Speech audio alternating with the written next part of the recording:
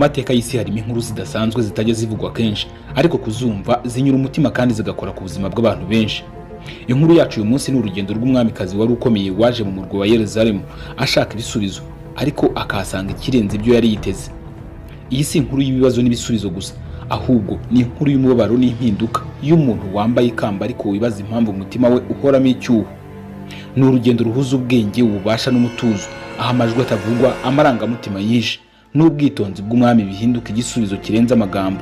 Nta muntu wari uzi izina rye ry'ukuri, nta n'uwigeze amumenyekanisha, nta muryango uzwi akomokamo, nta nkuru imusobanura yasigaye inyuma, keretse interuro ngufi gusa: umwamikazi w'Isheba. Nka Bibiliya yaramutse ifunguye umuryango buhoro, igasiga isize igicucu cy'akabanga inyuma yawo.